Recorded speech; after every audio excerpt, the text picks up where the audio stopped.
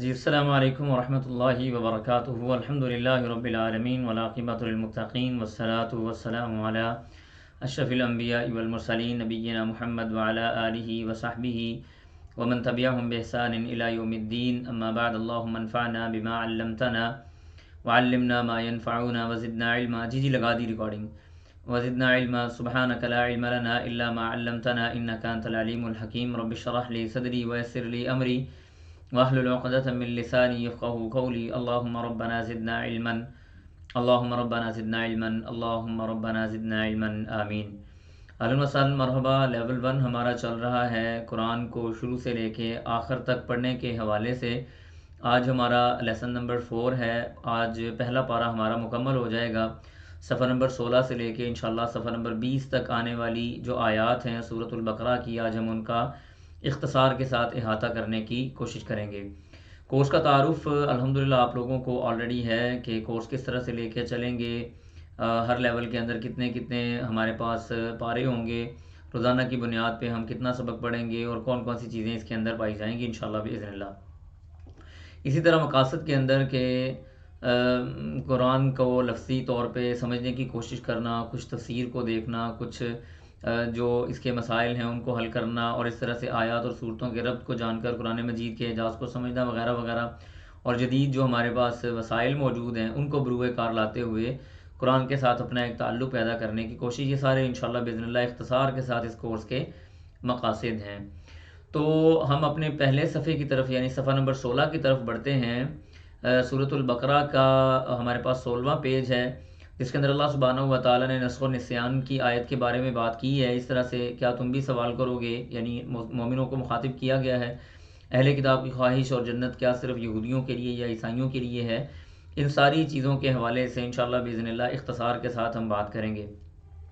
تو سبق کا باقاعدہ آغاز کرتے ہیں۔ اعوذ باللہ من الشیطان الرجیم، بسم اللہ الرحمن الرحیم۔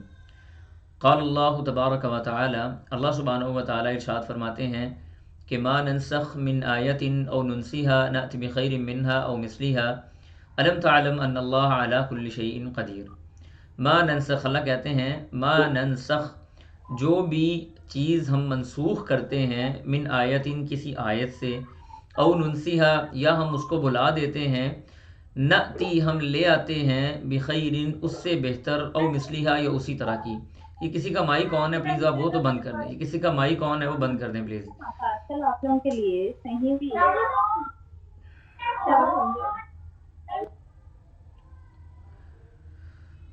جزاک اللہ خیر۔ یہ مائک کا تھوڑا سا امجد بھائی خیال کروائیں، وہ ساری کنسنٹریشن خراب ہو جاتی ہے۔ بارک اللہ فیکم۔ تو اللہ سبحانہ و تعالیٰ فرماتے ہیں، دوبارہ ہم آغاز کرتے ہیں، اعوذ باللہ من الشیطان الرجیم۔ اللہ کہتے ہیں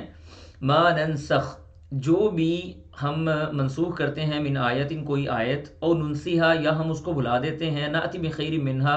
ہم لے آتے ہیں اس سے بہتر کوئی، او مثلیہا، یا اس جیسی۔ الم تعلم، کیا آپ نہیں جانتے، ان اللہ، کہ اللہ تعالیٰ علی کل شیء، ہر چیز کے اوپر، قدیر، قدرت رکھنے والا ہے۔ اس آیت کو یوں سمجھنے کی کوشش کریں کہ مدینہ کے اندر جو یہودی آباد تھے نا، کیونکہ انہی کی باتیں چل رہی ہیں، آج بھی سارا سبق یہودیوں کے حوالے سے ہی باتیں چل رہی ہیں، اور کچھ انشاءاللہ باذن اللہ ابراہیم علیہ السلام کا قصہ بھی آئے گا، اور اس کے ساتھ بھی یہودیوں کے کچھ معاملات کو ریلیٹ کرنے کی کوشش کی، یعنی ریلیٹ کیا گیا ہے، تو ہم اس کو سمجھنے کی کوشش کریں گے باذن اللہ تعالی۔ اب اللہ سبحانہ و تعالیٰ، یعنی یہ جو یہودی تھے نا، یہ قرآن کے حوالے سے یا دین اسلام کے حوالے سے مختلف قسم کے اعتراضات کرتے تھے، مختلف قسم کے معاملات کرتے تھے، اور کوشش ان کی اس دور سے لے کے آج تک یہ رہی ہے کہ مسلمانوں کو کسی بھی طرح سے کوئی نہ کوئی اعتراض کر کے، کوئی نہ کوئی اشکال ڈال کے، ان کے دین کے حوالے سے یا اس کلام اللہ کے حوالے سے اشکال ڈالیں اور ان کو اس دین سے دور کر دیں۔ تو وہ یہ باتیں کیا کرتے تھے کہ اگر قرآن اللہ کی کتاب ہے تو تورات بھی تو اللہ کی کتاب ہے، پھر دونوں میں فرق کیوں ہے؟ پھر بعض اوقات اللہ سبحانہ و تعالیٰ، جو اس آیت کا مقصد ہے، اللہ سبحانہ و تعالیٰ بعض اوقات کوئی ایک حکم نازل کرتے ہیں، پھر اس حکم کو منسوخ کر دیا جاتا ہے، پھر اس کی جگہ پہ کوئی اور حکم لے کے آیا جاتا ہے۔ تو یہ ناسخ اور منسوخ، اس کی ایک بڑی طویل بحث ہے، اس طویل بحث کے اندر تو ہم نہیں جا سکتے، ہمارا وقت اس کی اجازت نہیں دیتا، لیکن آپ یوں سمجھیں کہ اللہ سبحانہ و تعالیٰ، ایک میں آپ کو صرف ایک مثال دے دیتا ہوں کہ بعض اوقات ایسے ہوتا ہے کہ اللہ سبحانہ و تعالیٰ نے ایک آیت نازل کی،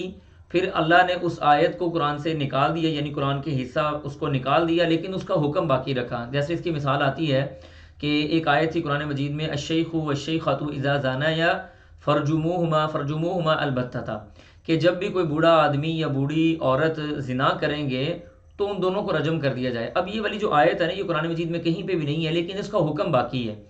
تو اسی طرح سے بعض اوقات قرآن کی کوئی آیت تو پڑھی ہوتی ہے لیکن اس کا حکم ختم کر دیا جاتا ہے، اس کی جگہ پہ کوئی نیا حکم لے کے آ جاتا ہے۔ جیسے مثال کے طور پہ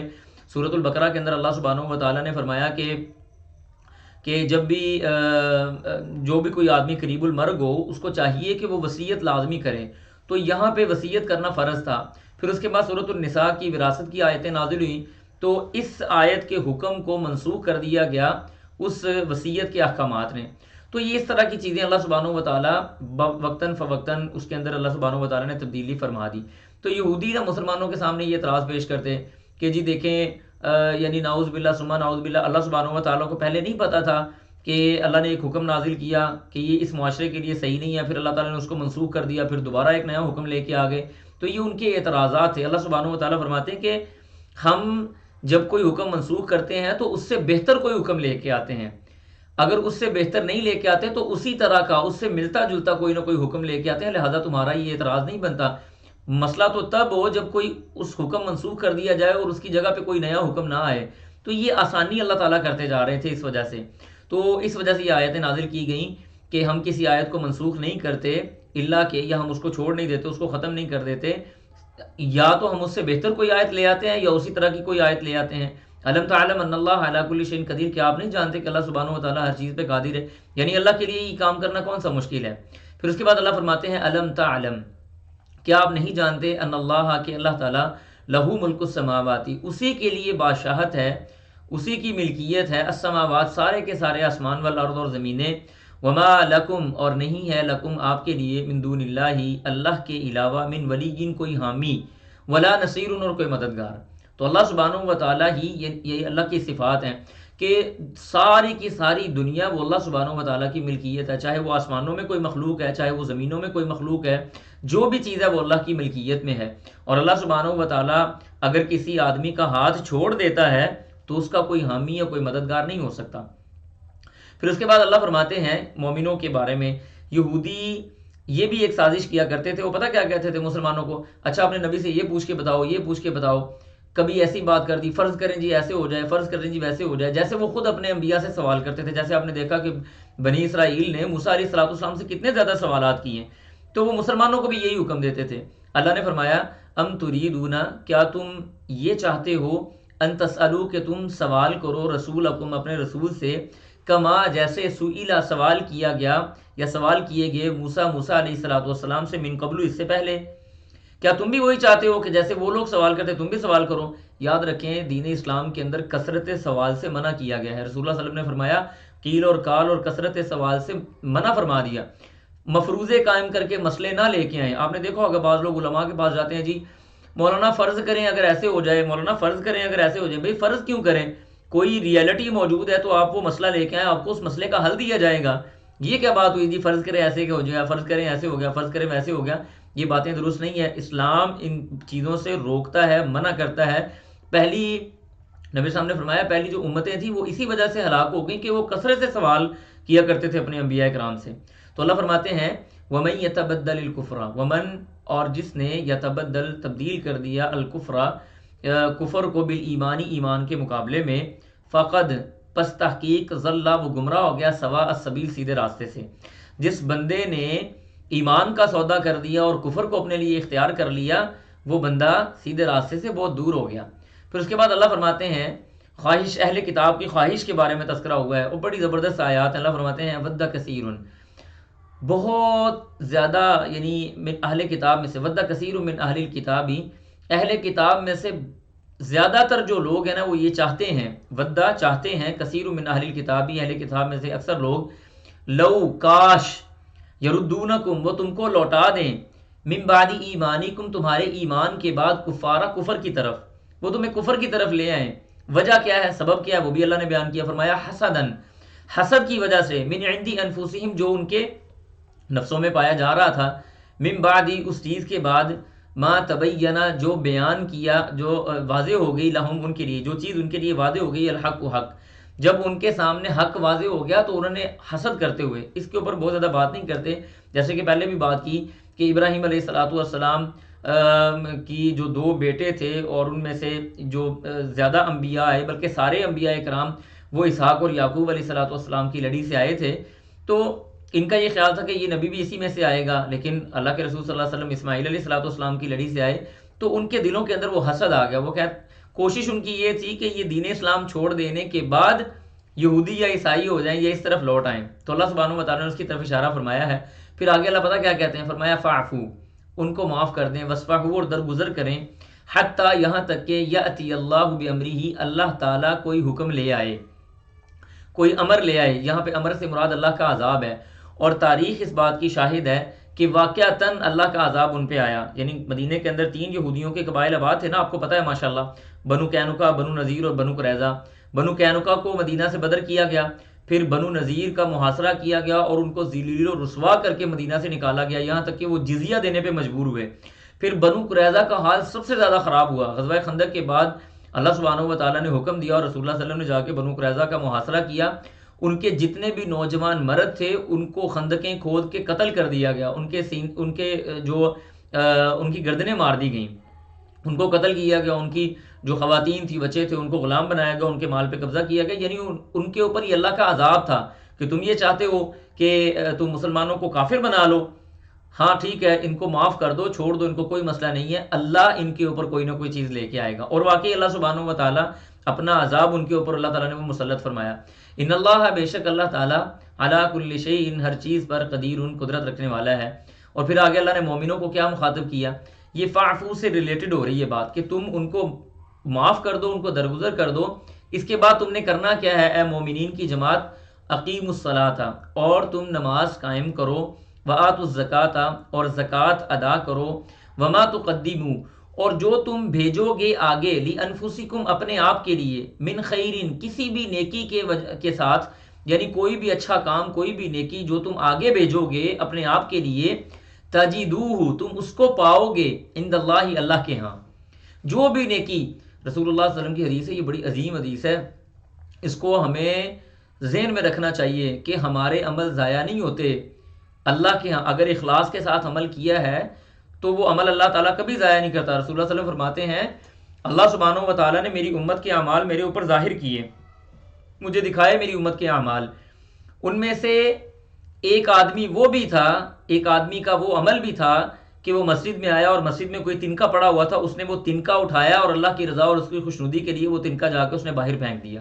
اللہ نے اس کا اتنا چھوٹا سا عمل بھی ضائع نہیں کیا، بلکہ اس کو بھی درج کر دیا ہے۔ یہ اللہ سبحانہ و تعالیٰ کی محبت ہے کہ اگر آپ کوئی بھی نیکی کا کام کرتے ہیں تو یہ بات ذہن سے نکال دیں کہ شاید آپ کی وہ نیکی ضائع ہو گئی۔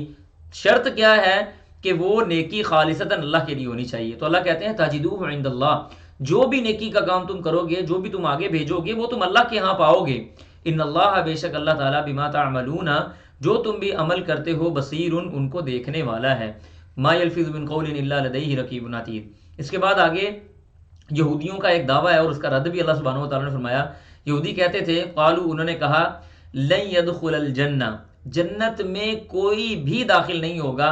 الا، ہاں سوائے اس بندے کے، من کان ہودن، جو کوئی یہودی ہے، او نصارا، یا کوئی عیسائی ہے۔ یا عیسائی جنت میں جائیں گے یا یہودی جنت میں جائیں گے۔ اللہ نے آگے جواب دیا، فرمایا تلک امانیہم، یہ ان کی بڑی لمبی آرزویں ہیں، یہ ان کی بڑی لمبی امیدیں ہیں۔ پھر آگے اللہ کہتے ہیں، قل، کہہ دیجئے، ہاتو، لاؤ، برہانکم، تمہاری کوئی دلیل، ان کنتم صادقین، اگر تم اپنے اس دعوے کے اندر سچے ہو،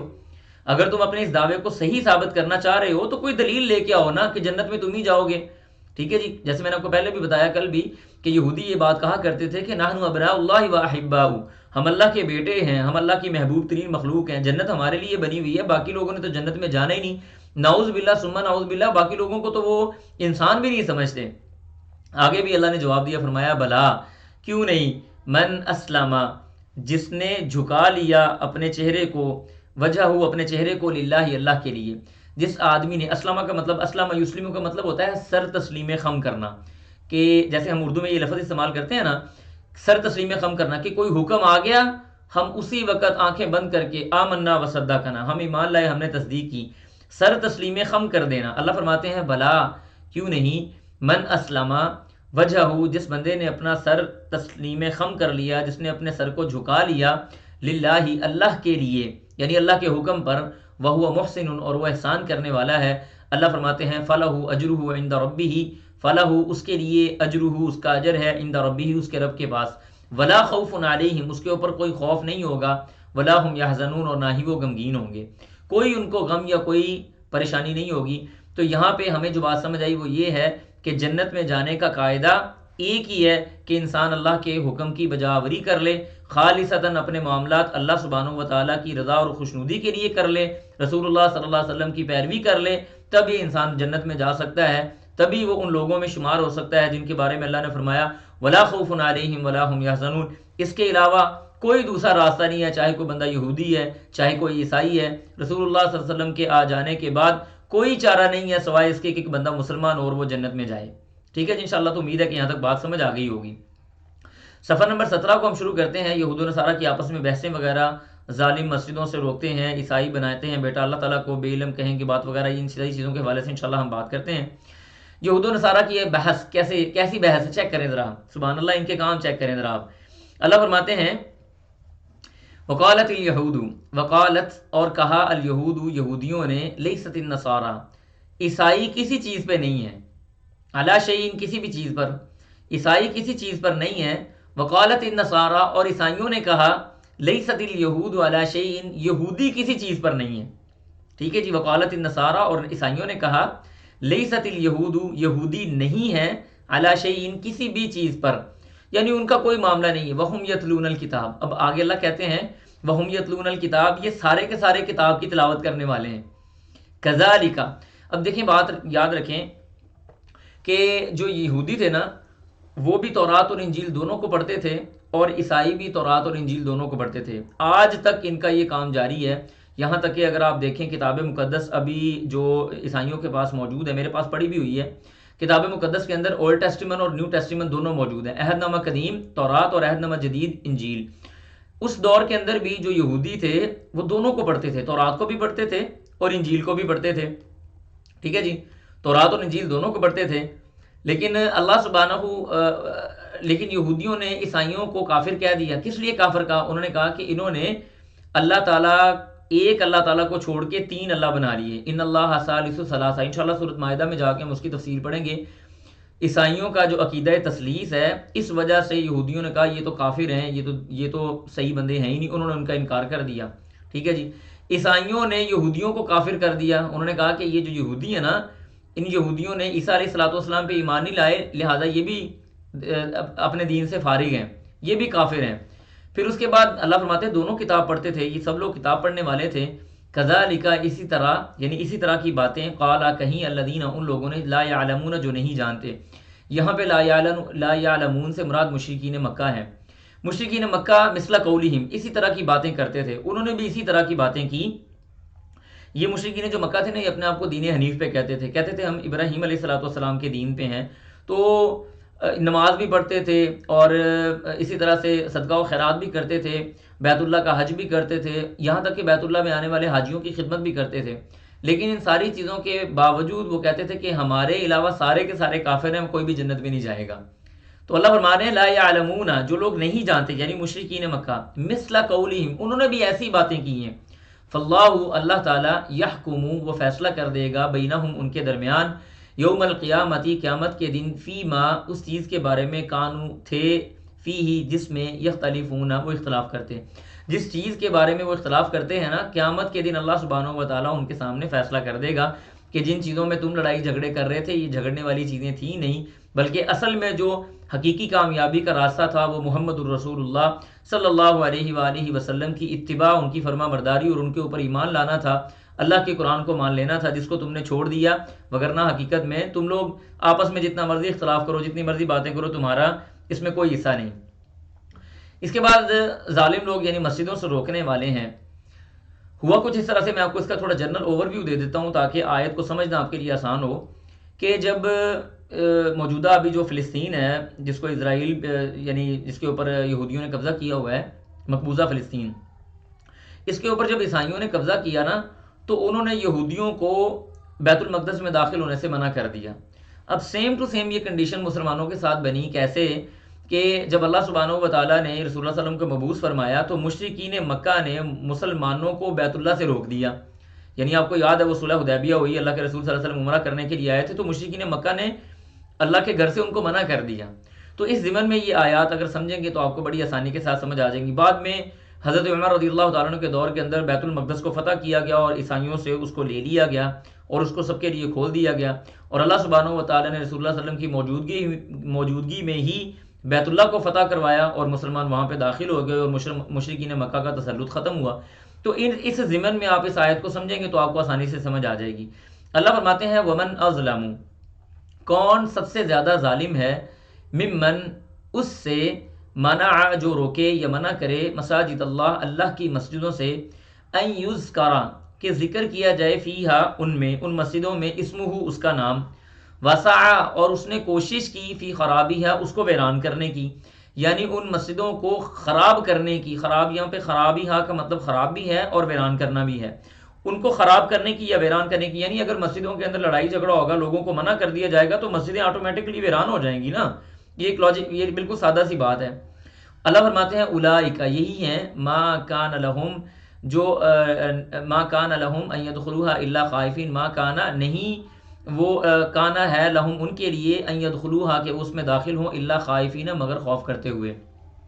یہاں پہ یہ بات اس طرح سے بھی سمجھی جا سکتی ہے کہ مساجد کے جو متولی ہیں، مساجد کی جو انتظامیہ ہے، مسجدوں کو آباد کرنے والے لوگ ہیں، ان کو چاہیے کہ وہ اللہ کے گھروں میں کسی کو آنے سے منع نہ کریں. ٹھیک ہے جی. اور ایسے لوگوں کو جو شرارتیں کرنے والے لوگ ہیں، جو لڑائی جھگڑا کرنے والے لوگ ہیں، یا مسجدوں کی حرمت کو پامال کرنے والے لوگ ہیں، ان لوگوں کو یعنی وہ لوگ جب مسجدوں میں داخل ہوں تو ان کے خوف ہو ان کے اوپر کہ اگر ہم مسجدوں میں جا کے کوئی غلط کام کریں گے یا ہم کوئی نقصان پہنچانے کی کوشش کریں گے تو ہمیں سزا بھی دی جائے گی. تو اس لیے کہا ہے کہ ایسے لوگ جو مساجد کے معاملے میں خرابی پیدا کرنے والے ہیں وہ ڈرتے ہوئے مسجد میں داخل ہوں گے. پھر اس کے بعد اللہ فرماتے ہیں لہم فی الدنیا، لہم ان کے لیے، فی الدنیا دنیا کی زندگی میں، خزیٌ رسوائی ہے، ذلت ہے، وَلَهُمْ اور ان کے لیے، فی الآخرت آخرت میں، عذاب عظیم بہت بڑا عذاب اللہ نے تیار کر کے رکھا ہوا ہے ان لوگوں کے لیے جو لوگوں کو اللہ کی مسجدوں سے منع کرتے ہیں. پھر اس کے بعد اللہ نے فرمایا کہ مشرق و مغرب کا مالک اللہ، مالک الملک ہے، وَلِلَّهِ الْمَشْرِقُ اللہ ہی کے لیے ہے مشرق اور مغرب،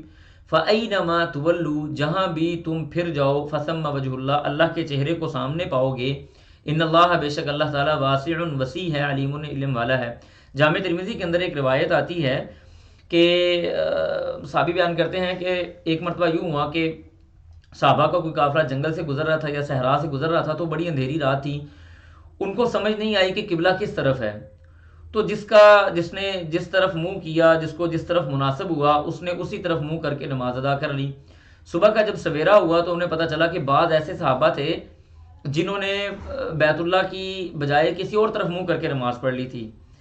تو تب یہ آیات نازل ہوئی کہ تم جہاں بھی منہ کر کے نماز ادا کر لو گے، اللہ کے چہرے کو سامنے ہی پاؤ گے، اللہ سبحانہ و تعالیٰ کو اپنے سامنے ہی پاؤ گے. بہرحال اس کا حکم بعد میں منسوخ ہو گیا، وہ جو دوسرے بارے کی آیات نازل ہوئی ہیں جس کے اندر تحویل قبلہ کا معاملہ ہوا. تو اس وجہ سے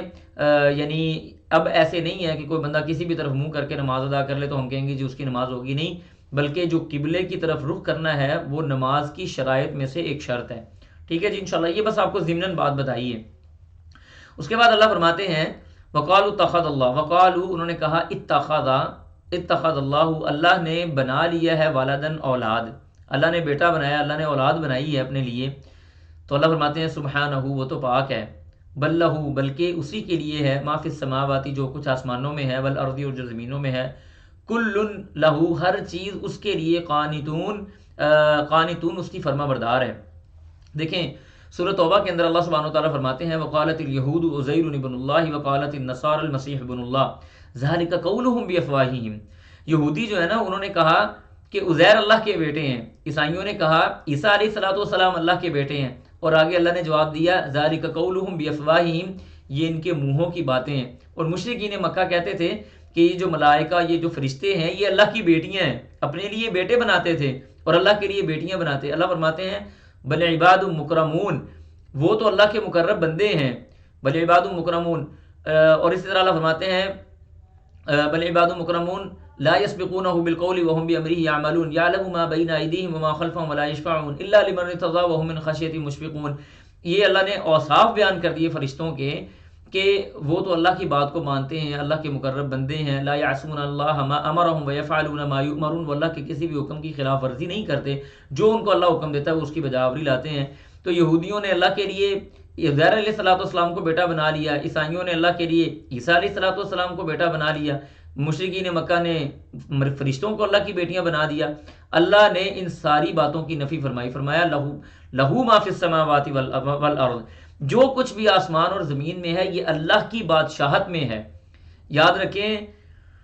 اللہ اکبر، جو بیٹا ہوتا ہے نا، بیٹا ہوتا ہے وہ رعایا کے تحت نہیں آتا. اس آیت کی حکمت کو سمجھنے کی کوشش کریں، یہ عام سی آیت نہیں ہے کوئی. اللہ نے بڑے نفیس اور خوبصورت انداز سے جواب دیا ہے. جو بیٹا ہوتا ہے نا، بیٹا یا جو بھائی ہوتا ہے، باپ ہوتا ہے، وہ رعایا میں نہیں آتا، وہ شریک ہوتا ہے، وہ برابر میں کھڑا ہوتا ہے. جو چیز اب اللہ نے ایک عام بات کر دی، جو بھی آسمان اور زمینوں میں ہے سب اسی کے تابع فرما ہے، اسی کی فرما برداری کر رہا ہے، اسی کی رعایا میں وہ شامل ہے، اسی کی وہ مخلوق میں شامل ہے. ثابت کیا ہوا؟ اللہ کو کسی بیٹوں کی بیٹیوں کی چیزوں کی ضرورت نہیں ہے. بدیع السماوات والارض، اللہ نے آسمان اور زمین کو پیدا فرمایا ہے. بلکہ اللہ کی شان کتنی بلند ہے. وَإِذَا قَضَىٰ، جب اللہ تعالیٰ کوئی فیصلہ فرماتے ہیں، امراً یعنی کسی وَإِذَا قَضَىٰ، اور جب اللہ فیصلہ کرتے ہیں، امراً کسی کام کا جب اللہ فیصلہ کر لیتے ہیں، فَإِنَّمَا يَقُولُ، تو اللہ کہتے ہیں، لہو، اس کام کے لیے، کن، ہو جا، فیکون، وہ ہو جاتا ہے. اللہ کو تو کسی چیز کی ضرورت ہی نہیں ہے. بیٹے بیٹیوں کی تب ضرورت ہوتی ہے جب بندہ خود کام کرنے سے عاجز آ جائے، یہ تو کمزوری ہے. اور اللہ تعالیٰ سارے کے سارے نقائص سے منزہ مبرہ ہے. اللہ کو کسی بھی قسم کے نقص کی ضرورت نہیں، کسی قسم کی تھکاوٹ اس کو نہیں ہوتی. لا تأخذہ سنۃ ولا نوم، اس کی جو اوصاف اور اس کی صفات ہیں وہ مخلوق کی طرح نہیں ہے. یہ نقائص، یہ کمزوریاں، یہ ساری مخلوق میں پائی جاتی ہیں، خالق ان سے مبرہ ہے. ٹھیک ہے جی. تو اللہ تعالیٰ کو کیا اللہ تعالیٰ کے لیے کوئی مسئلہ ہی نہیں ہے. جب بھی اللہ سبحانہ و تعالیٰ کسی معاملے کا فیصلہ کرتے ہیں، اللہ کہتے ہیں کن، ہو جا، فیکون، تو وہ ہو جاتا ہے. کوئی مسئلے والی بات ہی نہیں. پھر آگے اللہ فرماتے ہیں بے علم کہیں بات کرے اللہ تعالیٰ، یعنی بے علم لوگوں کا، سابقہ لوگوں کی نشانیوں کا انکار کرنا، اس حوالے سے بات ہو رہی ہے. اللہ فرماتے ہیں وقال الذین، اور کہا الذین، ان لوگوں نے، لا یعلمون، جو نہیں جانتے. یعنی یہاں پہ مشرکین مکہ کی دوبارہ بات ہو رہی ہے. لولا یکلمون اللہ، لولا، کیوں نہیں، یکلمون، ہم سے کلام کرتا اللہ تعالیٰ، او تأتینا بآیہ، یا کیوں نہیں آتی ہمارے پاس آیتن، کوئی نشانی، ہمارے پاس کوئی نشانی کیوں نہیں آتی، یا اللہ ہم سے کوئی باتیں کیوں نہیں کرتا. کذالک، اسی طرح سے اللہ فرماتے ہیں کذالک، اسی طرح، قال، کہا، الذین، ان لوگوں نے، من قبلہم، جو ان سے پہلے تھے، مثل قولہم، اسی طرح کی باتیں، تشابہت قلوبہم، ان کے دل ایک دوسرے کی طرح ہیں، ان کے دل متشابہ ہو گئے ہیں. اللہ فرماتے ہیں قد بینا الآیات، ہم نے تو بڑی آیتیں اپنی بیان کر دی ہیں، واضح کر دی ہیں، لقوم، لیکن ایسی قوم کے لیے، یوقنون، جو یقین رکھتے ہیں. اللہ اکبر کبیرہ. سورۃ زاریات کے اندر اللہ فرماتے ہیں وفی الارض آیات للموقنین، اللہ پہ ایمان لانا کون سا مشکل کام ہے. جاؤ جا کے زمین میں دیکھو، بنجر زمین پڑی ہوتی ہے، تھوڑا سا تم اس کے اندر ہل چلاتے ہو، ایک چھوٹا سا دانہ اس کے اندر ڈالتے ہو، تھوڑا سا پانی، بارش سے اللہ تعالیٰ بارش نازل کرتا ہے، وہ دانہ پھٹتا ہے اور اس کے اندر سے 100 1000 اور پتہ نہیں کتنی کتنی بالیاں اور کتنے کتنے دانے نکل آتے ہیں. وفی الارض آیات للموقنین، اللہ کہتے ہیں ہم نے تو زمین کے اندر اپنی یقین رکھنے والے لوگوں کے لیے اپنی نشانیاں رکھی ہوئی ہیں. چھوڑ دیں، خلی ولی کروائیں جی، زمین کو چھوڑ دیں، آسمان کو چھوڑ دیں، چاند اور سورج ستاروں کو چھوڑ دیں. ہم کہتے ہیں جی ہماری عقل میں یہ بات نہیں آتی. اللہ کہتے ہیں وفی انفسکم افلا تبصرون، تمہارے اندر ہم نے اپنی بڑی نشانیاں رکھی ہوئی ہیں، تم پتہ نہیں کون سی دنیا میں پھر رہے ہو. اللہ پہ ایمان لانے کے لیے انسان کا اپنا جثہ اور اس کا جسم ہی کافی ہے. انسان کا اپنا جسم کافی ہے اللہ کے اوپر ایمان لانے کے لیے. آپ کو پتہ ہے آپ کا کڈنی ایک دن میں 24 سے 25 بار آپ کا خون فلٹر کر کے آپ کے دل کو سپلائی کرتا ہے. آج کی مشینیں 4 گھنٹے لگا کے وہ خون فلٹر کرتی ہیں، اور وہ بھی دن میں ایک بار کرتی ہیں، دوسری بار وہ بھی نہیں کر سکتی. آپ کے جسم کے اندر اللہ سبحانہ و تعالیٰ نے کیسی کیسی انویسٹمنٹ کی ہوئی ہے. آپ کی آنکھوں کا جو میگا پکسل ہے، دنیا کے اندر کوئی آج تک ایسا کیمرہ اتنے میگا پکسل کا بنے نہیں جو اللہ نے آپ کی آنکھ کے اندر لگایا ہوا ہے. آپ کے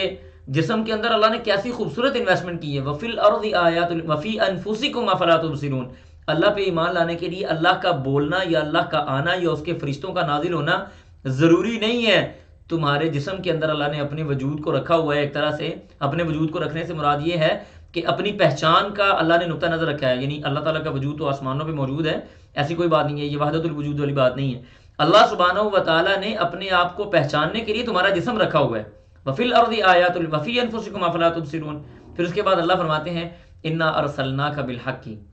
ہم نے آپ کو حق کے ساتھ بھیجا ہے، بشیرن خوشخبری دینے والا، ونذیرن اور ڈرانے والا، ولا تسألوا اللہ کہتے ہیں ہم آپ سے سوال نہیں کریں گے، ولا تسألوا اور نہیں سوال کیا جائے گا،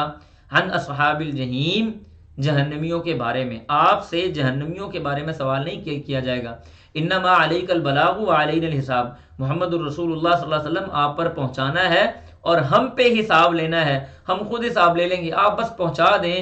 آپ تبلیغ کر دیں، یا ایھا الرسول بلغ ما انزل الیک من ربک، آپ تبلیغ کر دیں جو آپ کی طرف آپ کے رب نے نازل کیا ہے، آپ ان کے ایمان لانے کے ذمہ دار نہیں ہیں۔ اس کے بعد آگے چلتے ہیں جی، صفحہ نمبر 18، راضی نہ ہوں گے یہودی عیسائی بنی اسرائیل کو یاد نعمتوں کے بارے میں بات ہو رہی ہے، ابراہیم علیہ السلام کی آزمائش اور کامیابی، بیت اللہ کی تعمیر اور شہر مکہ کے حوالے سے کچھ انشاءاللہ چیزیں ڈسکس کریں گے ان آیات کے اندر۔ اللہ سبحانہ و تعالیٰ فرماتے ہیں ولن ترضی، ہرگز نہیں راضی ہوں گے، عن کا آپ سے، الیہود یہودی، ولن نصارا اور نہ ہی عیسائی، حتیٰ یہاں تک کہ تتبع پیروی کر لیں، ملتہم ان کے دین کی، کل کہہ دیجئے، انا ہد اللہ بے شک، کل کہہ دیجئے انا بے شک، ہد اللہ اللہ ہی کی جو ہدایت ہے، ہدن وہی ہدایت ہے، کل انا ہد اللہ هو الہدا وہی تو ہدایت ہے، والا ان اتبعت، اب یہاں پہ نا ایک قاعدہ بڑے واضح لفظوں میں بیان ہو گیا کہ یہودی اور عیسائی جو ہے نا، ان کو اگر انسان نے راضی کرنا ہے تو اس کا ایک ہی قاعدہ ہے کہ آپ دین اسلام کو چھوڑ دیں اور ان کی ملت کے اوپر ایمان لے آئیں، ان کے قاعدے اور قوانین کے اوپر ایمان لے آئیں۔ یاد رکھیں جو بھی اللہ سبحانہ و تعالیٰ کی طرف سے دین یا ملت یا زندگی گزارنے کے طریقے نازل ہوتے ہیں نا، وہ مختلف اوقات میں مختلف طریقے کے ہوتے ہیں۔ تو رسول اللہ صلی اللہ علیہ وسلم کی بعثت کے بعد پرانے جتنے بھی طریقے تھے، پرانی جتنی بھی شریعتیں تھیں، وہ ساری کی ساری ختم ہو گئیں۔ اب اگر جنت میں جانا ہے تو وہ رسول اللہ صلی اللہ علیہ وسلم پہ ایمان لانا پڑے گا، آپ کی شریعت کے اوپر ایمان لے کے آنا پڑے گا۔ اس کی ایک مثال بھی ہے کہ رسول اللہ صلی اللہ علیہ وسلم موجود تھے اور حضرت عمر رضی اللہ تعالیٰ عنہ کے پاس تورات کا کچھ نسخہ تھا، تو عمر رضی اللہ تعالیٰ نے اللہ کے رسول کو کہا کہ اللہ کے رسول یہ دیکھیں میرے پاس تورات پڑی ہوئی ہے۔ پھر اس کے بعد قبل اس سے کہ اللہ کے رسول کوئی بات کرتے، عمر رضی اللہ تعالیٰ نے تورات کا نسخہ پڑھنا شروع کر دیا۔ نبی علیہ الصلوۃ والسلام کا چہرے کا رنگ تبدیل ہو گیا۔ ابوبکر صدیق رضی اللہ تعالیٰ نے موجود تھے، انہوں نے عمر کو روکا اور کہا کہ آپ دیکھ نہیں رہے اللہ کے رسول کے چہرہ جو ہے وہ سرخ ہو رہا ہے، آپ کے چہرے کا رنگ بدل رہا ہے، آپ کو تھوڑی سی ناراضگی اور غصے والی کیفیت ہے۔ تو عمر رضی اللہ تعالیٰ عنہ خاموش ہو گئے۔ نبی علیہ السلام نے فرمایا عمر اگر آج موسیٰ علیہ الصلوۃ والسلام بھی ہوتے تو ان کے پاس بھی اس بات کے علاوہ کوئی چارہ نہیں تھا کہ وہ میں محمد الرسول اللہ صلی اللہ علیہ وسلم پہ ایمان لے کے آتے۔ بات سمجھ آ رہی ہے آپ کو؟ تو اس لیے جو ایمان ہے وہ ان کی طرف جانا نہیں بلکہ رسول اللہ صلی اللہ علیہ وسلم کی شریعت کو ماننا ہے۔ آگے اللہ فرماتے ہیں وَلَا إِنِ اتَّبَعْتَ، اگر آپ نے پیروی کی، اہواءہم ان کی خواہشات کی، بعد الذی جاءک اس چیز کے بعد جو آپ کے پاس آ گئی ہے، من العلم علم سے، یعنی اللہ نے جو آپ کو علم نواز دیا ہے، جو آپ کو شریعت دے دی ہے، جو آپ کو مبعوث فرما دیا ہے، اس کے بعد بھی اگر آپ نے ان کی خواہشات کی پیروی کی تو اللہ آگے حکم دے رہے ہیں ما لکا کوئی بھی نہیں ہے آپ کے لیے، من اللہ اللہ سبحانہ و تعالیٰ سے، من ولی کوئی بچانے والا، کوئی حامی، ولا نصیر اور نہ ہی کوئی مددگار، یعنی اللہ سبحانہ و تعالیٰ آپ کی پکڑ کر لیں گے، اللہ آپ کو پکڑ لیں گے۔ پھر اس کے بعد اللہ فرماتے ہیں الذین وہ لوگ آتیناہم ان کو دی ہم نے، الکتاب کتاب، یتلونہ وہ اس کی تلاوت کرتے ہیں، حق تلاوتہ جیسے کہ اس کی تلاوت کرنے کا حق ہے۔ یہاں پہ یہودیوں کی طرف بے شک اشارہ ہے، لیکن ہمارے لیے بھی بہت ایک پوائنٹ اور نقطے کی بات ہے۔ یہودیوں کی طرف اشارہ اس وجہ سے کہ بعض یہودیوں کے جو لوگ تھے نا، وہ تورات کی تلاوت کرتے تھے جیسے اس کی تلاوت کرنے کا حق تھا، جیسے عبداللہ بن سلام تھے، کعب احبار تھے اور دیگر جو یہودی علماء مسلمان ہو گئے تھے، ان کی طرف ایک طرح سے اشارہ ہے کہ انہوں نے تورات کو پڑھا اور سمجھا اور پھر رسول اللہ صلی اللہ علیہ وسلم کو سچا پایا اور آپ علیہ الصلوۃ والسلام پہ ایمان لے آئے۔ ہمارے لیے اس کے اندر کیا ہے کہ ہم نے بھی اس قرآن کی تلاوت ویسے کرنی ہے جیسے تلاوت کرنے کا حق ہے۔ قرآن کی تلاوت کرنی کیسے ہے؟ قرآن کو سمجھ کے، قرآن کے تجوید کے قواعد کے ساتھ، قرآن کے اوپر محبت کرتے ہوئے، اس کے اوپر ایمان لاتے ہوئے، اس کو آخری کتاب مانتے ہوئے۔ یہ تلاوت کے کچھ حق ہیں جن کو ہم نے ادا کرنا ہے، اور ان میں سے سب سے بڑا اور موٹا حق یہ ہے کہ آپ قرآن کی تلاوت اچھی ادائیگی کے ساتھ کریں، تجوید کے قواعد کے ساتھ کریں، تاکہ قرآن کا حق ادا ہو کہ آپ نے اس کی تلاوت کی ہے۔ اللہ فرماتے ہیں اولئک یہی ہیں یؤمنون جو ایمان والے ہیں، بھی اس پر ایمان اس پر لانے والے ہیں، ومن یکفر بھی اور جس نے اس کا انکار کیا، فاولئک هم الخاسرون تو یہی وہ لوگ ہیں جو خسارہ پانے والے ہیں۔ جو ایمان لانے والے ہیں وہ حق تلاوت ہی والے لوگ ہیں، اور جو اس کا انکار کرنے والے ہیں وہ یقینی طور پہ گھاٹے اور خسارے کے اندر جائیں گے۔ اس کے بعد آگے اللہ سبحانہ و تعالیٰ نے دوبارہ بنی اسرائیل کو اپنی نعمتوں کا یاد کروایا ہے، نعمتوں کی بات کی ہے۔ فرمایا یا بنی اسرائیل، اے بنو اسرائیل، اذکروا یاد کرو نعمتی میری نعمت کو، التی ان نعمتوں کو، انعمت میں نے انعام کی، علیکم تم پر، وانی اور ان دونوں آیتوں کا ترجمہ ہم پڑھ کے آئے ہوں، اس کا بس ہم انشاءاللہ گزاریں گے۔ وانی اور میں نے فضلتکم فضیلت دی تم کو، علی العالمین تمام جہانوں پر، واتقوا اور ڈر جاؤ، یومن اس دن سے، لا تجزی نہیں کفایت کرے گا، نفس عن نفس کوئی جان کسی جان سے، شیئا کچھ بھی، ولا یقبل اور نہ ہی قبول کی جائے گی، منہا اس سے عدل نہ ہی قبول کیا جائے گا، منہا اس سے عدل کوئی بدلہ، ٹھیک ہے جی، ولا تنفعها اور نہ ہی فائدہ دے گی ان کو، شفاعت کوئی سفارش، ولا ہم ینصرون اور نہ ہی وہ مدد کیے جائیں گے۔ آگے اب ابراہیم علیہ السلام کی آزمائش اور ان کے حکم کی بات ہو رہی ہے۔ اللہ فرماتے ہیں وَإِذِ ابْتَلَىٰ إِبْرَاهِيمَ رَبُّهُ وَإِذِ ابْتَلَىٰ اور جب آزمایا، ابراہیم علیہ السلام کو، ربہ ان کے رب نے، بکلمات یہاں پہ کلمات سے مراد کلمات نہیں، اس سے کلمات سے مراد ہے حکم، بکلمات کسی حکم کے ساتھ، فَأَتَمَّهُنَّ یعنی جس حکم کے ساتھ بھی آزمایا، فَأَتَمَّهُنَّ تو وہ اس میں پورا اترے۔ اب ابراہیم علیہ السلام کی زندگی دیکھیں پوری آزمائشوں سے بھری ہوئی ہے۔ جوانی کے اندر کہ جس گھر میں پیدا ہوئے وہ بت کی صرف پوجا کرنے والا نہیں تھا، بلکہ بتوں کی عبادت کے ساتھ ساتھ وہ بتوں کو بنانے والے لوگ بھی تھے۔ جب باپ کو تبلیغ کی، باپ نے کہا گھر سے نکل جاؤ، گھر سے نکل گئے، بستی والوں کو تبلیغ کی، وہ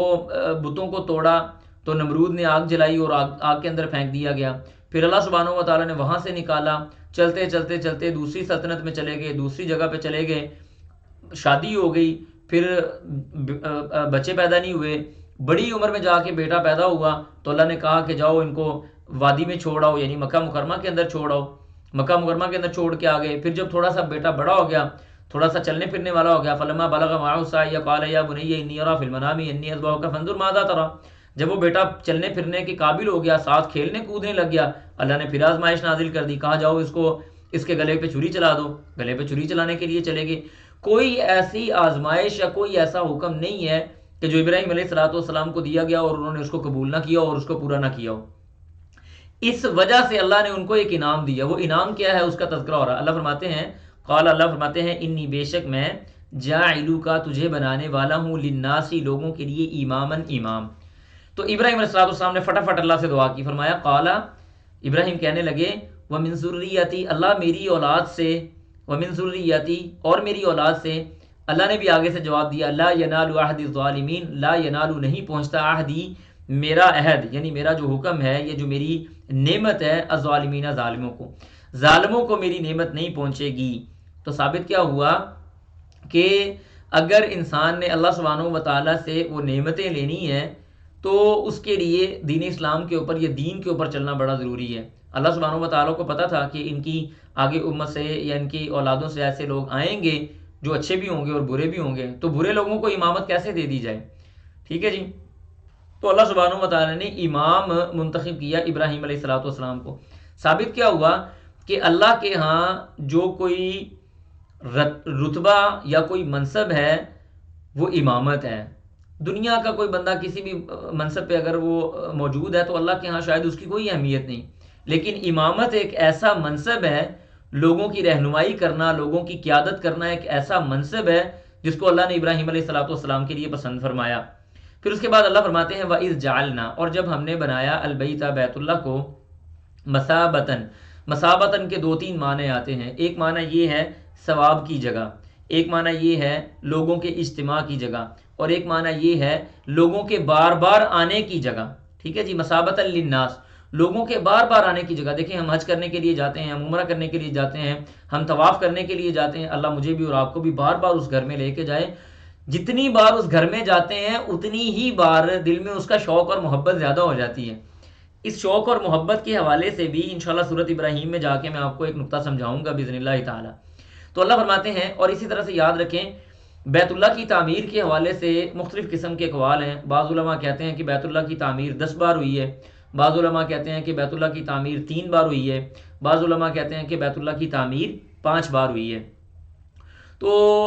اس میں جو 5 بار والا قول ہے نا اس کو آپ لکھ لیں. 5 بار والا قول، 10 والا اور 3 والا چھوڑ دیں، درمیان والا قول ہم لے لیتے ہیں. سب سے پہلے بیت اللہ کی تعمیر کی شیث علیہ السلام نے، یعنی آدم علیہ السلام کے بیٹے نے. پھر اس کے بعد دوسری بار ابراہیم اور اسماعیل علیہ السلام نے بیت اللہ کی تعمیر کی.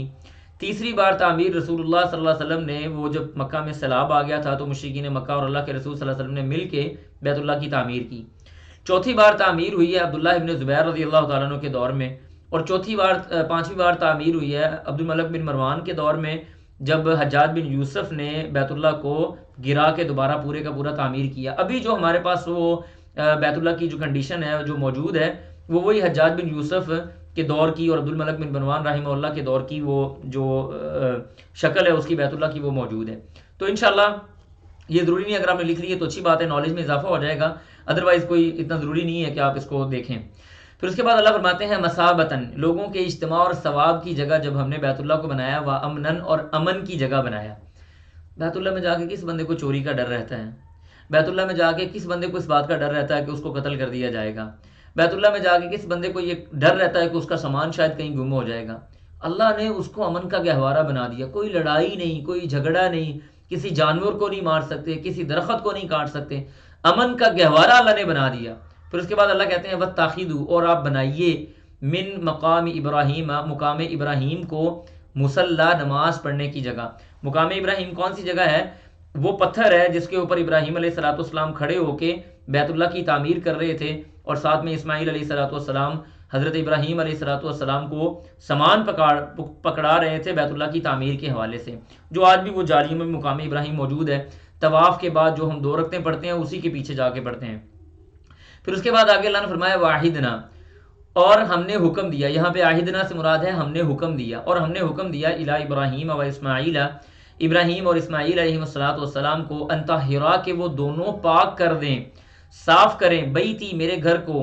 کن کے لیے؟ للطائفین، طواف کرنے والوں کے لیے، والعاکفین، اور وہاں پہ اعتکاف کرنے والوں کے لیے، والرکع السجود، اور وہاں پہ رکوع اور سجدہ کرنے کے لیے. ہمیں یہاں سے کیا بات ملی کہ جو اللہ کے جو گھر ہوتے ہیں ان کو صاف کرنا یہ اللہ کا حکم ہے، ان کو لوگوں کے لیے امن کا گہوارہ بنانا یہ اللہ کا حکم ہے، ان کو خوبصورت کرنا یہ اللہ کا حکم ہے. ٹھیک ہے جی. تو یہ ساری چیزیں ان کو پاک صاف کیا گیا. بیت اللہ کو یعنی صاف کرنے کا حکم دیا، طواف کرنے والوں کے لیے، اعتکاف کرنے والوں کے لیے، رکوع اور سجود کرنے والوں کے لیے. پھر اس کے بعد آگے ابراہیم علیہ السلام دعا کر رہے ہیں. اللہ اکبر کبیرہ، بڑی زبردست آیات ہیں. اللہ فرماتے ہیں وَإِذْ قَالَ، اور جب کہا ابراہیم نے، رب اجعل هَذَا بَلَدًا آمِنًا، اللہ اس گھر کو امن کا گہوارہ بنا دے. اب ابراہیم علیہ السلام کی دعا کے اوپر انسان غور کرے تو ابراہیم علیہ السلام نے پہلے مال نہیں مانگا اللہ سے، نہ یہ باتیں مانگی یا اللہ مجھے فلاں فائدہ دے دے، مجھے فلاں فائدہ دے دے. نہیں، جب اللہ کا گھر بنایا ہے نا تو اللہ سے امن کا سوال کیا ہے. یاد رکھیں یہ اللہ کی بہت بڑی نعمت ہے امن. اگر امن قائم ہو جائے گا تو عبادات کرنی آسان ہو جائیں گی، اگر امن قائم ہوگا رزق تلاش کرنا آسان ہو جائے گا، اگر امن قائم ہو جائے گا تو سفر اور حضر میں انسان محفوظ ہو جائے گا. یہ امن بہت بڑی اللہ کی نعمت ہے جس بھی ملک میں آ جائے. اور امن کا ڈائریکٹ تعلق عدل کے ساتھ ہے. کسی ملک کے اندر اگر عدل و انصاف نہیں ہے تو وہاں پہ امن قائم نہیں رہ سکتا. تو ابراہیم علیہ السلام نے اللہ سے پہلی دعا کیا کہ اللہ اس گھر کو امن کا گہوارہ بنا دے، ورزق، اور رزق دے، اہلہ، اس کے رہنے والوں کو، من الثمرات، ثمرات سے، من آمنا، جو ایمان لائے، منہم، ان میں سے، باللہ، اللہ پر، والیوم الآخر، اور آخرت کے دن پر. اللہ جو تجھ پر اور آخرت کے دن پہ ایمان لاتے ہیں یا اللہ تو ان کو رزق دے ثمرات سے. آپ اگر مکہ مدینہ میں جائیں نا، واللہ العظیم آپ کو دنیا کا ہر پھل وہاں پہ ملے گا، موسم کا یا بے موسمہ پھل. یہ ابراہیم علیہ السلام کی دعا ہے. پھر اس کے بعد اللہ نے فرمایا، قال، اللہ فرماتے ہیں، ومن کفر، اور جس نے کفر کیا، جس نے انکار کیا، جو کافر ہوا، فأمتعه، میں اس کو فائدہ دوں گا، قلیلا، تھوڑا سا، ثم استبرہ، پھر اس کو میں مجبور کر دوں گا، الی عذاب النار، آگ کے عذاب کی طرف، یعنی اس کو دھکیل دیا جائے گا عذاب کی طرف. وبئس المصیر، اور اللہ فرماتے ہیں وہ بہت ہی برا ٹھکانہ ہے۔ تو یہ بات ہمیں سوچنی چاہیے، ہمارے لیے سمجھنے کے قابل ہے کہ اگر ہم کوئی برائی کر کے دنیا میں تھوڑا سا مال و متاع لے بھی لیں گے، فائدہ حاصل کر بھی لیں گے نا، تو آخرت میں جہنم کی طرف ہی جانا ہے۔ چاہے جتنا مرضی انسان جان چھڑا لے، اللہ تعالیٰ کہتے ہیں ہم اس کو کھینچ کے جہنم کی طرف لے جائیں گے۔ پھر اس کے بعد صفحہ نمبر ہمارے پاس 19 آ گیا ہے، بیت اللہ کی تعمیر اور دعاؤں کے حوالے سے بات ہوگی انشاءاللہ۔ کون منہ موڑے ملت ابراہیم سے، وصیت ابراہیم علیہ السلام اور یعقوب علیہ السلام کی، اور اس کے علاوہ کچھ اور چیزیں انشاءاللہ باذن اللہ ہم دیکھیں گے اس پیج کے اندر۔ اللہ فرماتے ہیں وَإِذْ يَرْفَعُ، اور جب وہ بلند کر رہے تھے، یعنی ابراہیم علیہ السلام جب بلند کر رہے تھے، القواعد بنیادوں کو، من البیت بیت اللہ سے، و اسماعیل اور اسماعیل علیہ السلام، اسماعیل اور ابراہیم علیہ السلام جب بیت اللہ کو اس کی بنیادوں پہ کھڑا کر رہے تھے، اس کو بلند کر رہے تھے، تو وہ تکبر نہیں کر رہے تھے، تب وہ لوگوں کے اوپر ظلم و زیادتی کا ذہن نہیں رکھ کے بیٹھے ہوئے تھے، بلکہ آپ ان کا رویہ چیک کریں کہ بیت اللہ کو بنا رہے ہیں اور اللہ سے دعائیں کیا مانگ رہے ہیں، ربنا تقبل، ربنا اے ہمارے رب، تقبل تو قبول فرما لے، منا ہم سے، یا اللہ جو ہم یہ کام کر رہے ہیں نا، اللہ تو اس کو قبول فرما لے، تو اس کو ہم سے قبول فرما لے۔ تکبر نہیں کیا۔ انسان کا رویہ ہونا یہ چاہیے کہ جب وہ نماز ادا کر لے، جب وہ صدقات و خیرات دے دے، جب وہ حج اور عمرہ کر لے، جب وہ اللہ کا کوئی بھی حکم بجاوری کر لے، تو اس کو چاہیے اللہ تو قبول فرما۔ بڑے ایسے لوگ ہوں گے قیامت کے دن، اللہ فرماتے ہیں وَقَدِمْنَا إِلَىٰ مَا عَمِلُوا مِنْ عَمَلٍ فَجَعَلْنَاهُ هَبَاءً مَنْثُورًا، ان کے چہرے تھکے ہوئے ہوں گے نمازیں پڑھ کے، زکوٰۃ اور روزے اور حج کر کے۔ اللہ کہتے ہیں ہم ان کے اعمال کو، یہ جو تنکے ہوتے ہیں نا، تنکے، ان کی طرح ہوا میں اڑا دیں گے، کوئی ان کی ویلیو نہیں ہوگی۔ تو اللہ کے ہاں عمل کم ہونا یا زیادہ ہونا یہ میٹر نہیں کرتا، بلکہ اللہ کے ہاں جو سب سے زیادہ بہترین چیز ہے وہ اللہ کے ہاں عمل کا قبول ہونا ہے۔ تو ابراہیم علیہ السلام دعا کیا کریں، ربنا اے ہمارے رب، تقبل قبول فرما لے، منا ہم سے، انکا بے شک، انتا تو، السمیع سننے والا ہے، العلیم جاننے والا ہے۔ اللہ تو سننے والا بھی ہے، تو جاننے والا ہے، تو علیم بذات الصدور ہے، تو سمیع ہے، یا اللہ تجھے ہمارے منہوں سے نکلی ہوئی باتوں کا بھی پتہ ہے، تجھے ان باتوں کا بھی پتہ ہے جو ہمارے دلوں میں موجود ہے۔ پھر اس کے بعد کہتے ہیں ربنا اے ہمارے رب، وجعلنا بنا دے ہمیں، مسلمین مسلمان، لکا تیرے لیے، اللہ ہم تیرے حکم کو تیرے حکم کو ماننے والے ہو جائیں، ومن ذریاتنا، اور اللہ ہماری اولادوں میں سے، امتا مسلمہ، ایک ایسا گروہ بنا دے جو تیرے حکم کو ماننے والا ہو، وَأَرِنَا، اور ہمیں دکھا، مناسکنا۔ دیکھیں مناسکنا جو ہے نا، اگر اس کو ہم عام معنی میں لیں تو مناسک سے عام طور پہ مراد ہوتا ہے حج کے اعمال، جیسے رسول اللہ صلی اللہ علیہ وسلم کی حدیث ہے نا، آپ علیہ السلام نے فرمایا خذوا عنی مناسککم، ٹھیک ہے جی، مجھ سے حج کے طریقے سیکھ لو۔ تو یہاں پہ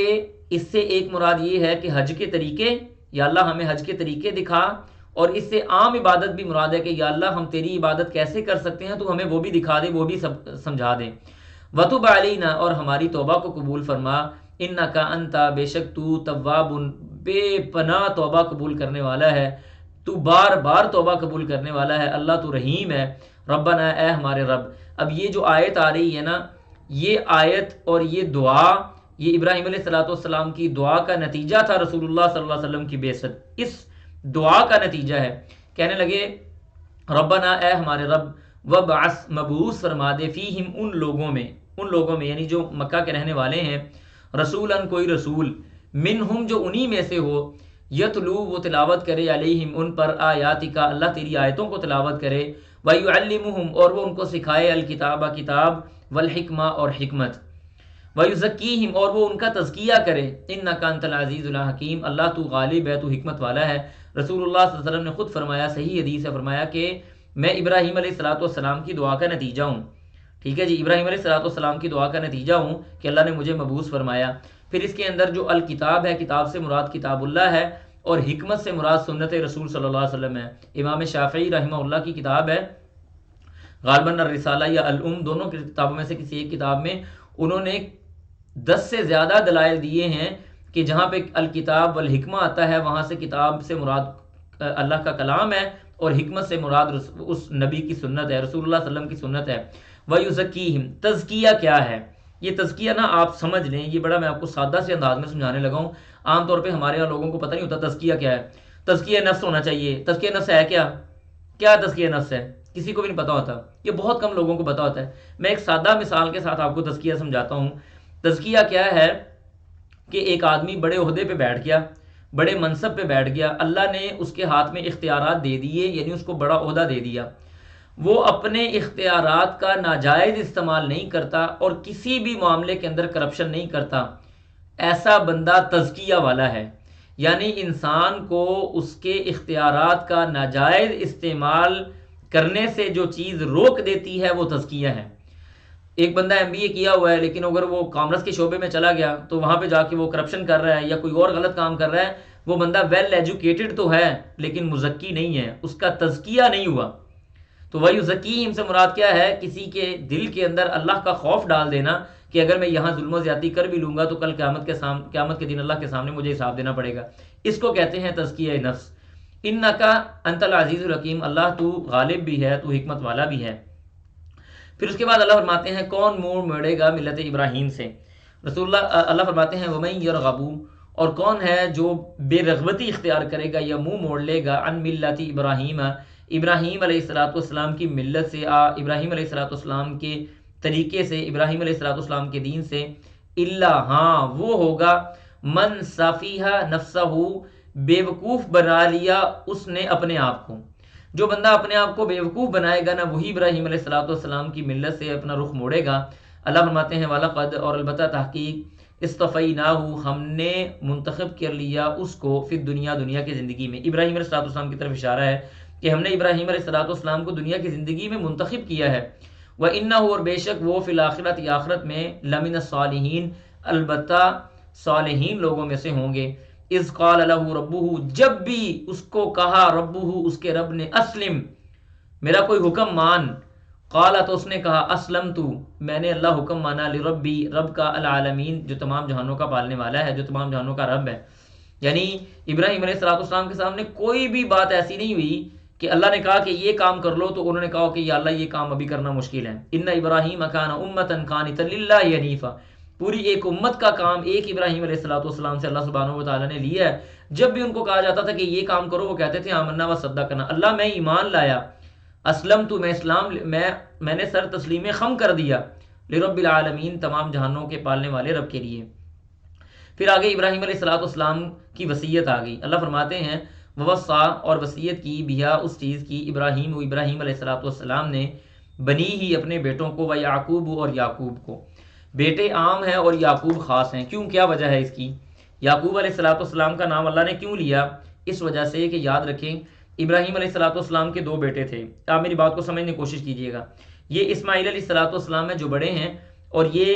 اسحاق علیہ السلام ہے جو چھوٹے ہیں۔ اب اسماعیل علیہ السلام کی لڑی سے کوئی نبی نہیں آیا، یہاں پہ جا کے رسول اللہ صلی اللہ علیہ وسلم آئے ہیں، جبکہ اسحاق کے بعد آگے یعقوب آئے، اور پھر یعقوب، ان کا نام اسرائیل تھا۔ یعقوب سے آگے پھر انبیاء کی لگاتار لڑی چلی ہے۔ یعقوب کے بعد یوسف کے بعد پھر آگے داؤد کے بعد آگے سلیمان کے بعد آگے شیس کہہ رہا ہوں یسع، پھر اس کے بعد آگے ہارون، پھر ذکریہ اور یحییٰ، پھر اس کے بعد آگے موسیٰ، پھر عیسیٰ علیہ السلام، یعنی انبیاء کی پہ در پہ ایک طویل لڑی یعقوب علیہ السلام سے ہی۔ اس وجہ سے اللہ سبحانہ و تعالیٰ نے یہاں پہ یعقوب علیہ السلام کا خاص طور پہ تذکرہ فرمایا یا بنیہ، اے میرے بیٹو، ان اللہ، بے شک اللہ تعالیٰ نے، اصطفیٰ، منتخب کر لیا ہے، لکم، تم کو، اللہ تعالیٰ نے منتخب کیا ہے، لکم، تمہارے لیے، الدین، دین کو، فلا تموتن، تم ہرگز نہ فوت ہونا، نہ مر جانا، الا، سوائے اس کے، وانتم مسلمون، تم مسلمان ہو۔ یعنی اسلام کی حالت میں تم مرنا، بے دینی کی حالت میں تم نہ مرنا، اللہ نے تمہارے لیے دین کو منتخب کیا ہے۔ پھر آگے اللہ نے فرمایا ام کنتم شہداء اذ حضر یعقوب الموت، کیا تم تھے شہداء، وہاں پہ موجود، اذ، جب، حضر یعقوب الموت، یعقوب علیہ السلام کو موت آئی۔ اصل میں یہ آیات کیوں ہوئی، میں اس کا تھوڑا سا آپ کو اوور ویو دیتا ہوں تاکہ آپ کو بات سمجھنی آسان ہو، کہ جو یہودی تھے نا، جب ان کو کہا جاتا تھا نا مسلمان ہو جاؤ مدینہ منورہ کے اندر، تو وہ رسول اللہ صلی اللہ علیہ وسلم کو کہتے تھے آپ کو نہیں پتا، یعقوب علیہ السلام نے ہمیں حکم دیا تھا کہ ہم یہودی ہی رہیں، ہم مسلمان نہ ہوں۔ تو اللہ نے آگے سے جواب دیا ام کنتم شہداء اذ حضر یعقوب الموت، جب یعقوب علیہ السلام موت کی کشمکش میں تھے تو کیا تم وہاں پہ موجود تھے؟ اذ قال جب کہا انہوں نے لبنی ہی اپنی اولاد کو اپنے بچوں کو ما تعبدون تم عبادت نہ کرنا من بعدی میرے بعد ما تعبدون تم کس کی عبادت کرو گے من بعدی میرے بعد کس چیز کی تم عبادت کرو گے قالو تو انہوں نے کہا نعبدو ہم عبادت کریں گے الہ کا تیرے الہ کی و الہ آبائک اور تیرے باپ کے الہ کی ابراہیم علیہ السلام و اسماعیل علیہ السلام و اسحاق اور اسحاق علیہ السلام الہا واحدہ ایک الہ کی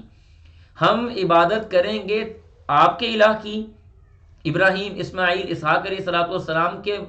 رب کی جو واحد یکتا ہے وَنَحْنُ لَهُ مُسْلِمُونَ اور وَنَحْنُ اور ہم ہیں لہو اس کے لیے مسلمون اسلام لانے والے ہم تو مسلمان ہونے والے ہیں کہ اللہ نے یہودیوں کا جواب دیا ہے کہ یعقوب علیہ السلام کی جب وفات قریب آ رہی تھی تو ان کے بچوں نے تو یہ بات کہی تھی کہ ہم آپ کے اور آپ کے باپ داداؤں کا جو واحد اور اکیلا یکتا معبود ہے ہم اس کی عبادت کریں گے تم کیسے کہتے ہو کہ یعقوب علیہ السلام نے تمہیں کہا تھا کہ تم یہودی رہنا تو اللہ نے بڑے سخت قسم کے آگے سے ان کو جوابات دیے ہوئے ہیں اس کے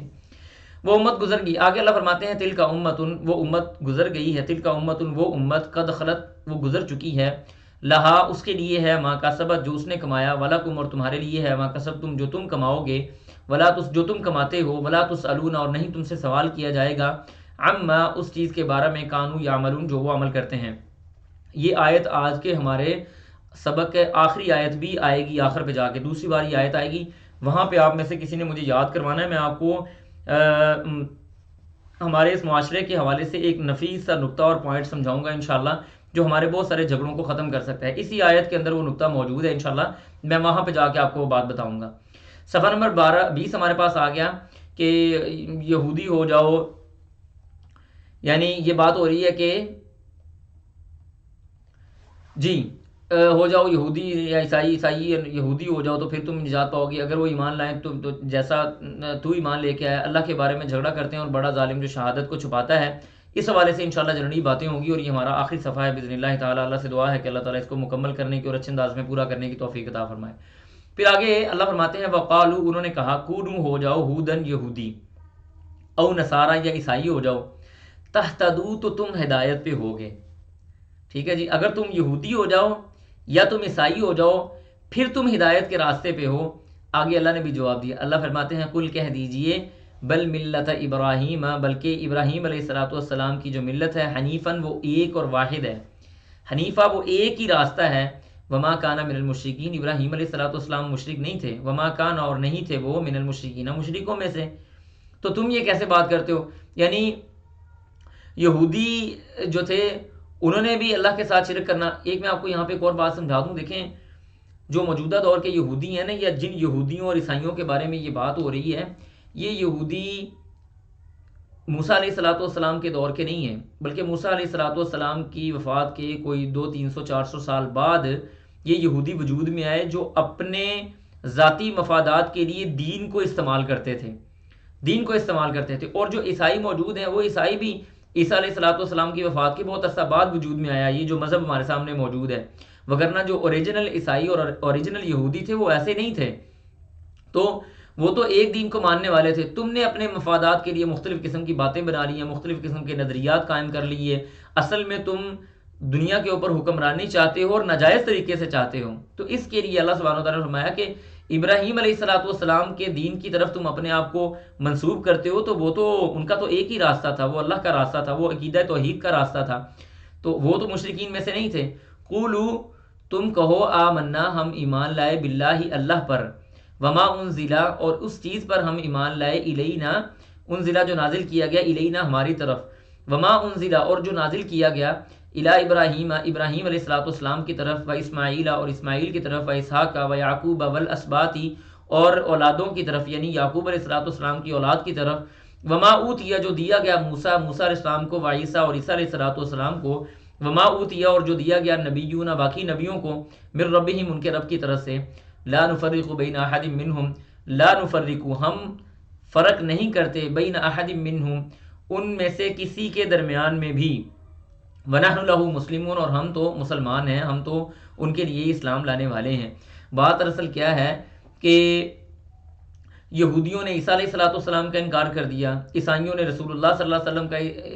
انکار کر دیا یہودی کہنے لگے کہ موسیٰ علیہ السلام زیادہ بہتر تھے، عیسائیوں نے کہا نہیں عیسیٰ علیہ السلام زیادہ بہتر تھے، ٹھیک ہے جی، اور دوسرے نبی کا انکار کر دیا۔ یہاں پہ اللہ سبحانہ و تعالیٰ نے انبیاء اور رسل کے اوپر ایمان کے حوالے سے بات کی ہے کہ لا نفرق بین احد منہم، ہم کبھی بھی یہ فرق نہیں کرتے کہ وہ نبی ٹھیک تھا اور وہ نبی ٹھیک نہیں تھا، بلکہ ہمارے لیے ایمان لانے کے حوالے سے وہ برابر ہیں۔ باقی انبیاء کے درمیان میں جو فضیلت کا معاملہ ہے وہ اللہ سبحانہ و تعالیٰ نے خود دیا ہوا ہے، کسی کو کم دیا، ذالک فضل اللہ یؤتیہ من یشاء، یہ اللہ کا فضل ہے جس کو چاہے دے۔ تلک الرسل فضلنا بعضهم علی بعض، اللہ فرماتے ہیں رسولوں میں سے بعض ایسے ہیں جن کو ہم نے ایک دوسرے کے اوپر فضیلت دی ہے، ایمان لانے کے اعتبار سے سارے کے سارے برابر ہیں۔ تو ہم نے یہ نہیں کہنا کہ فلاں نبی صحیح نہیں تھا فلاں نبی صحیح تھا، یہ ہمارا کام نہیں ہے، ہم سارے کے سارے انبیاء کے اوپر ایمان لے کے آئیں گے۔ اور یہ بات بھی یاد رکھیں کہ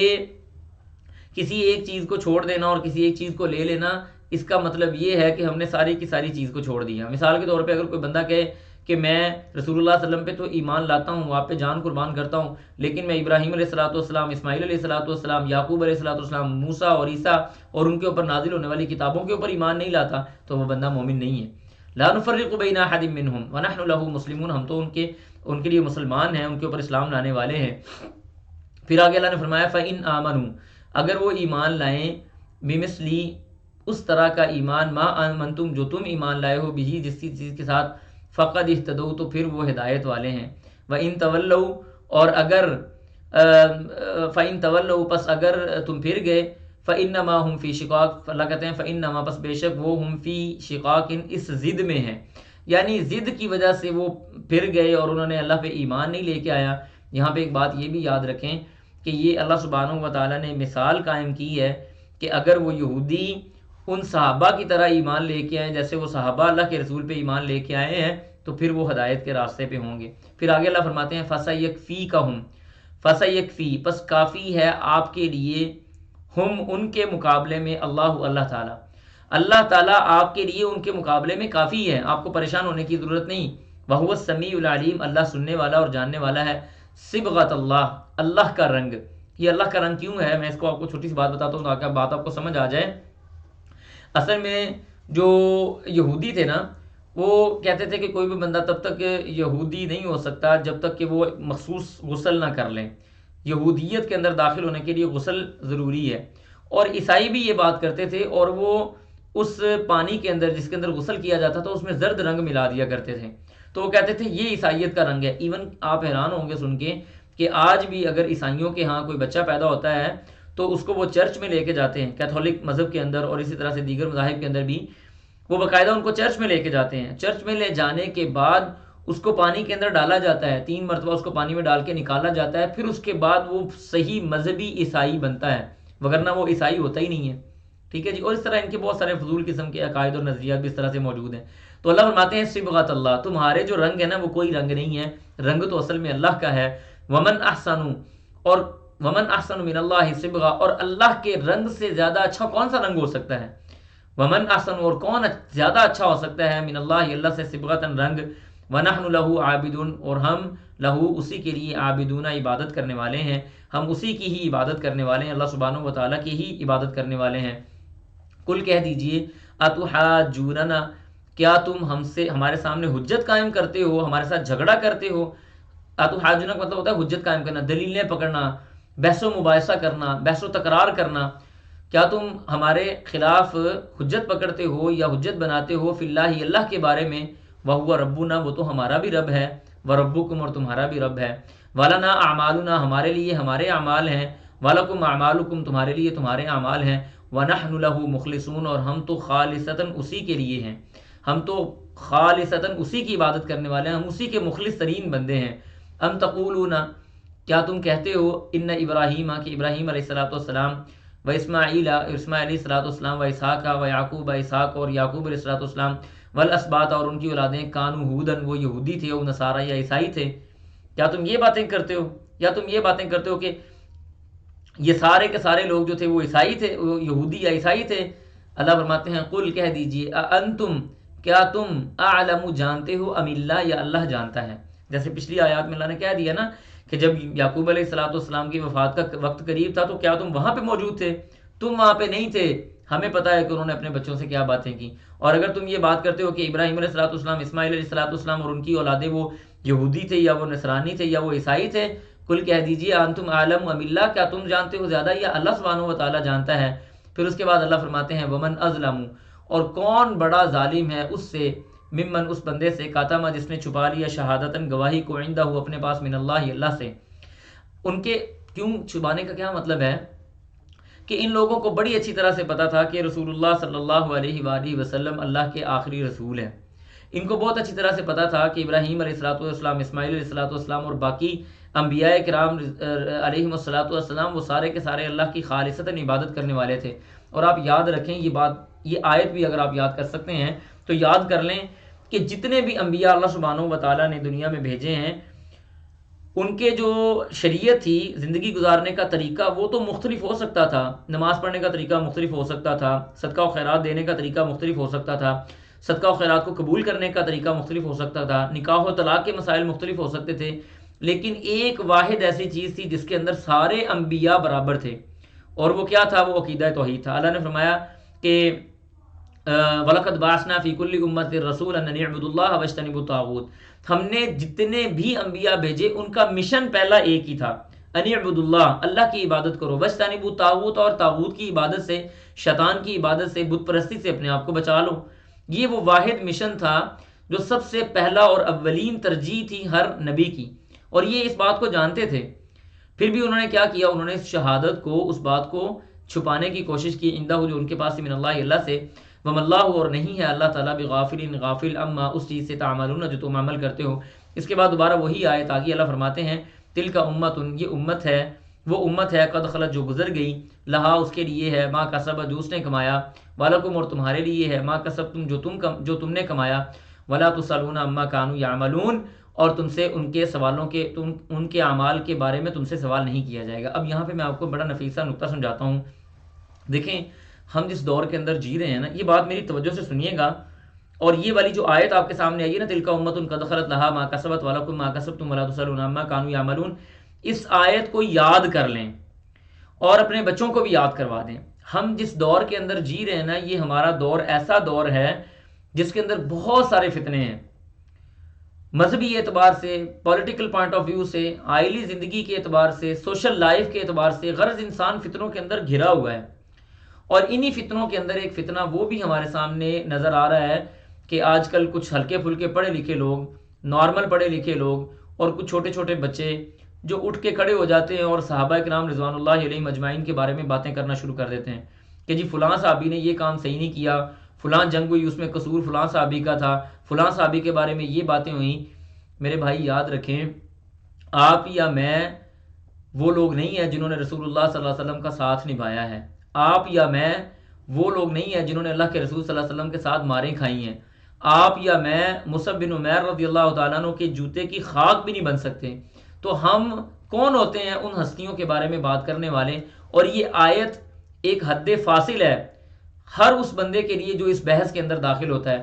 بالکل اس بحث کے اندر داخل ہونے کی ضرورت نہیں ہے۔ اللہ نے کسی جگہ پہ بھی یہ بات نہیں فرمائی کہ کل قیامت کے دن اللہ تم سے یہ پوچھے گا کہ بتاؤ فلاں صحابی کے بارے میں تمہاری کیا رائے ہے، فلاں تابعی کے بارے میں تمہاری کیا رائے ہے، فلاں عالم دین کے بارے میں کیا تمہاری رائے ہے۔ اللہ تم سے پوچھے گا نماز پڑھی کہ نہیں پڑھی، تم نے کسی کو قتل کیا تو کیوں قتل کیا، ہم نے تمہیں جوانی دی تھی تو کہاں خرچ کی، ہم نے تمہیں تنہائیوں کی نعمت دی تھی وہ تم نے کہاں خرچ کی، ہم نے تمہیں مال دیا تھا اس کو کہاں پہ لگایا، ہم نے تمہیں دین کا علم دیا تھا لوگوں کو کتنا فائدہ پہنچایا، میری رضا اور خوشنودی کے لیے کون کون سے کام کر کے آئے۔ قرآن و حدیث کو ٹٹول لیں آپ کہیں پہ بھی، آپ کو کوئی ایسی چیز نہیں ملے گی جہاں پہ اللہ سبحانہ و تعالیٰ نے یہ کہا ہو کہ میں کل قیامت کے دن لوگوں کو اپنے سامنے کھڑا کر کے صحابہ کے بارے میں پوچھوں گا کہ بتاؤ جی فلاں صحابی کے بارے میں تمہاری کیا رائے ہے۔ ہم یہ بوجھ کیوں اٹھائیں؟ ہمیں کیا ضرورت پیش آئی ہے ان کے بارے میں بات کرتے ہوئے؟ یہ آیت یاد کر لیں، کسی جگہ پہ بحث ہو رہی ہو آپ نے یہ آیت پڑھ کے سنا دینی ہے۔ اللہ فرماتے ہیں تلک امت، وہ امت، قد خلت گزر گئی، وہ گزر گئی، لہا ما کسبت جو انہوں نے کمانا تھا انہوں نے کما لیا، ولکم ما کسبتم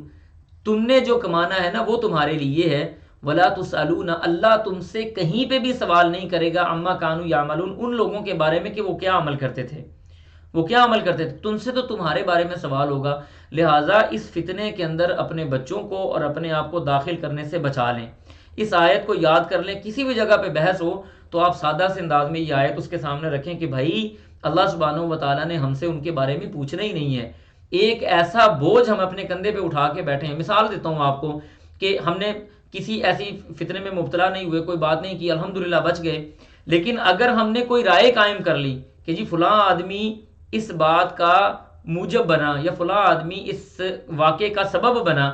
کل قیامت کے دن اللہ سبحانہ و تعالیٰ آپ سے ضرور یہ پوچھ لیں گے کہ تمہیں کس نے حکم دیا تھا ان کے بارے میں رائے قائم کرنے کے لیے. تمہارے پاس کوئی ایتھینٹسٹی موجود تھی, یا تم اس واقعے میں وہاں پہ موجود تھے, یا تم وہاں پہ بیٹھ کے کوئی مووی بنا رہے تھے کہ جی میں دیکھ رہا ہوں کہ فلاں بندہ کیا کر رہا ہے اور کیا نہیں کر رہا.